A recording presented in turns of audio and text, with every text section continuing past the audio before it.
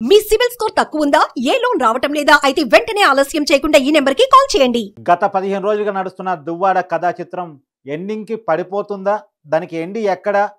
ఈ కేసులో కీలకంగా ఉన్నటువంటి ఈ మొత్తం విషయంలో దువ్వాడ వాణి ఎవరైతే దువ్వాడ శ్రీనివాస్ భార్య ఉన్నారో ఆమె విలన్గా చిత్రీకరిస్తున్నటువంటి మాధురి ప్రస్తుతం మనతో లైవ్లో ఉన్నారు. మరి నిజంగా ఆమె విలనా లేదు ఈ మొత్తం విషయంలో ఎవరు ఏంటి అనేది ఒకసారి మాట్లాడే ప్రయత్నం చేద్దాం. తొలిసారిగా యాక్సిడెంట్ తర్వాత మనం టీవీకి లైవ్లోకి వచ్చారు ఆవిడ. మేడం మాధురి గారు నమస్కారం అండి. నమస్కారం. యాక్సిడెంట్ తర్వాత ఆరోగ్యం ఎలా ఉంది మేడం? పర్లేదండి, ఇంకొంచెం ఒక 1 వీక్ రెస్ట్ తీసుకోమన్నారు డాక్టర్స్. ఓకే, ఇప్పుడు ఫైన్. ఇప్పుడు మిమ్మల్ని నెగిటివ్గా చిత్రీకరిస్తున్నారు అనే కారణం చేత మీరు సూసైడ్కి వెళ్ళబోయారు. ఇప్పుడు కొంత పాజిటివ్ మైండ్లో ఉన్నారా మీరు? నన్ను నెగిటివ్రీకరిస్తున్నారని కాదు, పిల్లల్ని ఇబ్బంది పెట్టే ఇబ్బందికరమైన వ్యాఖ్యలు చేయడం వల్ల కొంచెం మనస్తాపం, కొంచెం డిప్రెషన్ కి గురయ్యాను. ఓకే, ఇప్పుడు బానే ఉన్నారా? పాజిటివ్ ఉన్నారా? ఓకే, పర్వాలేదు. Yeah, 100% with public support, social media support చాలా ఎక్కువ సపోర్ట్ చేస్తున్నారు. సోషల్ మీడియా అందరికి, నాకు సపోర్ట్ చేస్తున్న అందరికి చాలా థ్యాంక్స్ చెప్తున్నాను. వాళ్ళ సపోర్ట్ వల్లే మళ్ళీ నేను చాలా స్ట్రాంగ్ అయ్యాను, చాలా స్టబర్న్ గా ఉన్నాను ఇప్పుడు. సహజంగా ఇన్స్టాగ్రామ్ లో మీ పాటలు, వీడియోలు, డాన్సులు ఇవన్నీ చూస్తూ ఉంటారు. కానీ ఛానల్ తర్వాత మీరు సూసైడ్ అటెంప్ట్, ఈ ఆందోళన, గందరగోళం, ప్రెస్ మీట్లు ఇవన్నీ చూశారు చాలా కాలం తర్వాత. ఒక్కసారి వాళ్ళకేం చెప్పదలుచుకున్నారు మీ అభిమానుల కోసం, మిమ్మల్ని ఫాలో అయ్యే వాళ్ళ కోసం? నేను సూసైడ్ చేసుకుందాం అనే తీసుకున్న నిర్ణయం చాలా తప్పుడు నిర్ణయం. డిప్రెషన్ లో, చిన్న క్షణికావేశంలో ఆ టైంలో డ్రైవింగ్ చేయకూడదు, ఆ టైంలో నేను డ్రైవ్ చేశాను. డిప్రెషన్ కి గురై అలా చేయవలసి వచ్చింది. చాలా తప్పుకున్నాను. అందరికి సారీ కూడా చెప్పాను. చాలా రాంగ్ డెసిషన్ తీసుకున్నాను. అంటే బాగా డిప్రెషన్ లో ఉన్నానండి. సూసైడల్ యాక్సిడెంట్ అనుకోండి. అంటే బాగా డిప్రెషన్, అంటే మెంటల్ డిప్రెషన్, డ్రైవింగ్ మీద కాన్సన్ట్రేట్ చేయలేనటువంటి డిప్రెషన్ లో ఉన్నాను. అసలు ఆ టైంలో నేను కార్ డ్రైవ్ చేయకుండా ఉండాల్సింది. అప్పుడు ఎంత వేగంతో వెళ్ళారు మీరు? ఏమైనా ఐడియా ఉందా మీకు? కొంత ఒక 170, 180 అనుకుంటానండి స్పీడ్. ఓకే, అంత వెళ్ళకూడదు కదా. అదే చెప్తున్నా కదా, డిప్రెషన్. నేనేమంటానంటే కాదు, మీకు మాత్రమే కాదు, సరే మీరు సూసైడ్ చేసుకుందాం అన్న ఆలోచన ఒకవైపు, మీరు గుద్దిన కాల్లో ఎవరికి ఏమి కాలేజ్ కూడా సరిపోయింది. ఎవరికన్నా ఏమైనా ఏముంటే భగవంతుడు, నేను నమ్ముకున్న వెంకటేశ్వర స్వామి దయ వల్ల వాళ్ళకి ఏం కాలేదు. ఆ కుటుంబాన్ని కూడా నేను క్షమాపణలు కోరుకుంటున్నాను. నేను కోలుకున్నాక కుటుంబానికి వెళ్ళి కలిసి వస్తాను, వాళ్ళకి కూడా క్షమాపణలు కోరుకుంటాను. నేను చాలా డిప్రెషన్ కి గురై అలా వాళ్ళకి గుద్దాలని అసలు ఇంటెన్షన్ నాకు అస్సలు లేదు చెప్తున్నాను. డివైడర్ కి, లారీకి ఏదో చిన్న ఇలా హిట్ చేద్దామని అనుకున్న టైంలో ఆ కార్ కి హిట్ అయింది. కంప్లీట్లీ అది రాంగ్ అండి, క్షమించమని నేను మనస్ఫూర్తిగా కోరుకుంటున్నాను. ఇప్పుడు ఎలాంటి డిప్రెషన్ లో లేరు, ఎలాంటి ఆందోళనలో లేరు. ఇప్పుడు కొద్దిగా క్లియర్ గా మీ కథని, ఎందుకంటే దువ్వాడ వాణి ఈ మొత్తం ఇష్యూలో మా ఫ్యామిలీలో మాధురి అడుగుపెట్టిన తర్వాత డిస్టర్బెన్స్ క్రియేట్ అయింది. ఈ మొత్తం మా ఫ్యామిలీ రోడ్డు మీద పట్టడానికి విలన్ మాధురి అంటున్నారు. మీరు క్లారిటీ ఇస్తారా మొత్తం సంఘటన ఒకసారి, మీ వర్షన్? ఏంటి, నేను క్లారిటీ ఇవ్వడానికి ఏమీ లేదు. ఫస్ట్ ఎపిసోడ్ నుంచి ఈ రోజుకి 10th ఎపిసోడ్ నడుస్తుంది. 10 ఎపిసోడ్లు చూస్తున్న జనాలు ఆమె ఏంటో తెలుసుకున్నారు. కేవలం రాజకీయంగా మాధురి ఎదుగుతోంది, శ్రీను గారు ఉండకూడలతోనే అందరూ తెలుసు, చాలా సపోర్ట్ చేస్తున్నారు. సో ఈ 10 ఎపిసోడ్లు చూసిన ఎవరికైనా ఇది ఎందుకు జరిగింది, ఇది మాధురి వలన కాదా అనేది అందరూ తెలుసుకున్నారు. మనం 2.5 years క్రితం మాధురి పరిచయం అయ్యారు. 2 years నుంచి వీళ్ళ మధ్య గ్యాప్ నడుస్తూ ఉంది. ఒకరితో ఒకరు కలవకుండా వేరు ఇంట్లో ఉంటున్నారు. మాధురి పరిచయం అయిన తర్వాతే ఇది జరిగింది అనేది మీ మీద ఉన్న అభియోగం. మీరు క్లారిటీ ఇస్తారా?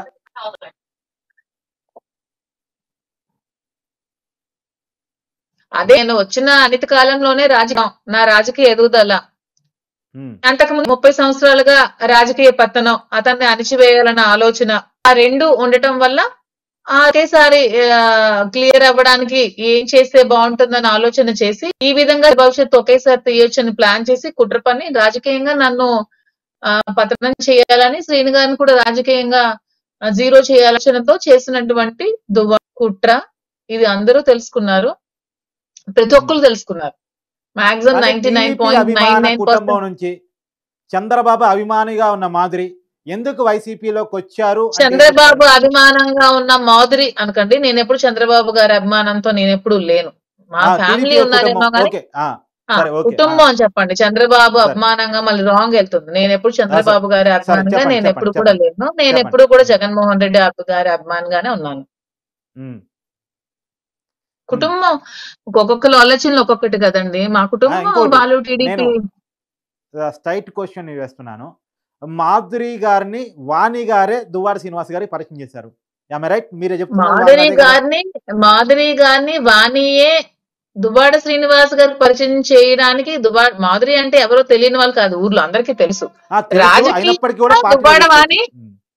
రాజకీయంగా దువ్వాడ వాణి అనే వ్యక్తి మాధురిని పిలిచింది రిక్వెస్ట్ చేసి. మాధురి సహాయం తీసుకుంటే మహిళలు సపోర్ట్ ఉంటుంది, మహిళా బలం చేకూరుతుంది, మహిళా బలంతో రాజకీయంగా మనం కొంచెం ఎదగొచ్చు. మాకు మహిళా బలం లేదు, ఆమెకు ఉంది, ఆమె బలంతో మేము రాజకీయాలు చేయొచ్చు అనే ఆలోచనతో మాధురిని రాజకీయాల్లోకి దువ్వాడ వాణి అనే వ్యక్తి పిలిచింది. కాగా మాధురి దువ్వాడ శ్రీనివాస్ గారితో రాజకీయ ప్రస్థానం మొదలుపెట్టింది. మొదలుపెట్టిన అనిత కాలంలో రాజకీయంగా బాగా ఎదిగింది.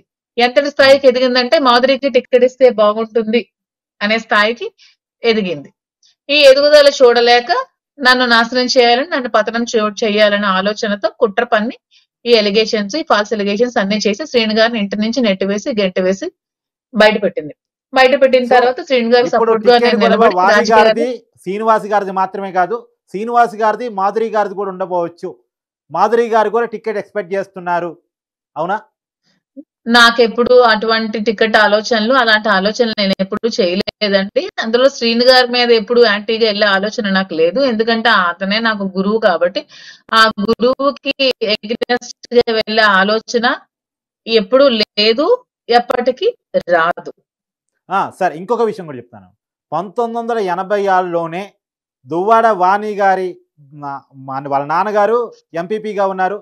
దువ్వాడ వాణి గారు 2004లోనే కాంగ్రెస్ పార్టీ నుంచి ఎమ్మెల్యేగా పోటీ చేశారు. సరే, ఓడిపోయారు, పక్కన పెట్టేస్తే పోటీ చేశారు.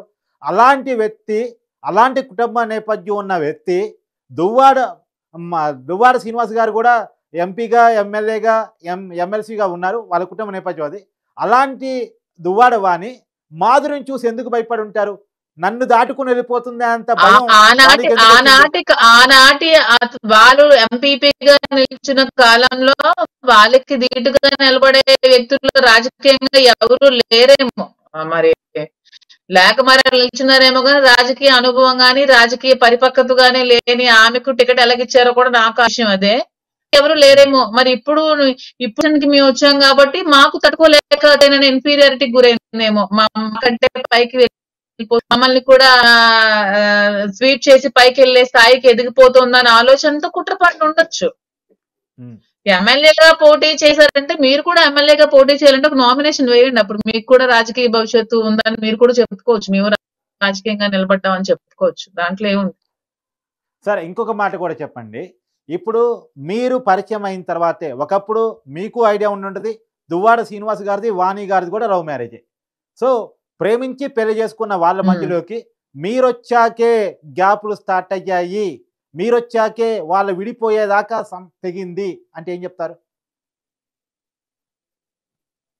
కంప్లీట్ గా నేను ఒప్పుకోనండి. అది ఇట్స్ కంప్లీట్లీ ఎలిగేషన్. అది చాలా తప్పది. నేను వచ్చాకే అనే ఎలిగేషన్. ఎందుకంటే చిన్న పిల్లలు కాదు నేను వచ్చాక విడిపోవడానికి. 30 సంవత్సరాలు సంసారానికి చిన్న, నా ఏజ్ 30, వాళ్ళు 50-60 సంవత్సరాలు, ఆమెకు ఒక 55, అతనికి ఒక 60 సంవత్సరాల వయసులో నా వల్లే విడిపోయారనే మాట చాలా ఉంది. చాలా అది హాస్యాస్పదంగా ఉంది, నవ్వుకునే విధంగా ఉంది. మీ భాషలో నేను అడుగుతున్న పదం కాదు, అల్టరీ సంబంధం దువ్వాడ శ్రీనివాస్ గారితో మాకుంది అన్నారు. అయితే మీరు మీ కుటుంబాన్ని వదిలేసో నేను ఇప్పుడు ఆమె ఏ రాజకీయ ఎదుగుదల చూసి నన్ను భూస్థాపితం చేయాలనే ఆలోచనతో ముందు నుంచి రాజకీయ పత్రం నాకే ఉండాలి, భర్త నా కాళ్ళ కింద చెప్పులో ఉండాలి, నేనే రాజకీయంగా ఎదగాలనే ఆలోచనతో, రెండు ఆలోచనతో చేసి నన్ను మనస్తాపానికి గురి చేసి, నన్ను మానసికంగా హింసలకు గురి చేసి, శ్రీను గారిని కూడా ఇంటి నుంచి గెంటి వేసి శ్రీను గారిని రోడ్డు మీద నిల్చోపెట్టినప్పుడు స్నేహితురాలుగా అండగా ఉండాల్సి వచ్చింది, సపోర్ట్ చేయాల్సి వచ్చింది. నేను సపోర్ట్ అయితే చేస్తున్నా ఆ వచ్చాను. స్నేహితురాలుగా దాన్ని మీ సపోర్ట్ చేయటం పరిభాషలో వేరు. కలిసి ఉంటే ఆ, అది దాన్ని మీ పరిభాషలో మీ లాంగ్వేజ్ లో లివింగ్ టుగెదర్ అనుకుంటారో, అడల్టరీ అనుకుంటారో, లీగల్ గా ఏవైనా టెర్మినాలజీ అనాలంటే అనుకోండి. మీ మాత్రం ఒక మంచి ఫ్రెండ్స్ గా ఉంటున్నాము. మా మధ్యన ఒక మంచి ఫ్రెండ్షిప్ బాండింగ్ ఉంది. తను నాకు ఒక ఫ్రెండ్, ఒక ఫిలాసఫర్, ఒక గైడ్, ఒక కేర్ టేకర్, వాట్ ఎవర్, అన్ని అన్ని నాకు తనే. నేను అన్ని తనకు తానే నిల్చున్నాను ఈ 2 సంవత్సరాల్లో. 2 సంవత్సరాల ముందు లేనిది మళ్ళా ఇప్పుడు వచ్చి కొత్తగా రచ్చ చేసి ఇవన్నీ లాగుతుందంటే మళ్ళా ఇప్పుడు రాజకీయ ప్రోద్బలం ఉంది. మళ్ళీ రాజకీయ సపోర్ట్ తోనే ఇవన్నీ చేస్తుందని చెప్తున్నాను. సరే ఇంకొక విషయం కూడా చెప్పండి. అంటే మీరు మీ భర్తను వదిలేసి ఆయన భార్యను వదిలేసి ఇలా లివింగ్ టుగెదర్, అది ఏదో ఒకటి రిలేషన్, ఫ్రెండ్ గానా, గైడ్ గానా, లివింగ్ టుగెదరా, అడల్టరీయా, వాట్ ఎవర్, ఇలా ఉండాల్సిన అవసరం ఎందుకు వచ్చింది మీ ఇద్దరి మధ్య? అంటే దానికి మీరు ఇచ్చే క్లారిటీ ఏంటి? అలా ఉండాల్సిన అవసరం తీసుకొచ్చింది. ఉమ్, అవును. అవే ఈ ఎపిసోడ్స్ అన్ని చూస్తే మీకు అర్థమవుతుంది. 10 ఎపిసోడ్లు చూస్తే ఎందుకు అంటే ఈ ఎపిసోడ్లకు కూడా మీరు మీ భర్తను వదిలేయటానికి, ఈ ఎపిసోడ్లకు కూడా ఆయన భార్యను వదిలేయటానికి సంబంధం ఏంటి? ఏమిటి, నేను ఎప్పుడు కూడా పిల్లల్ని, ఫ్యామిలీని ఎవరిని వదిలేయలేదండి. వదిలేస్తే ఫ్యామిలీ వాళ్ళు వచ్చి చెప్పుండేవాళ్ళు.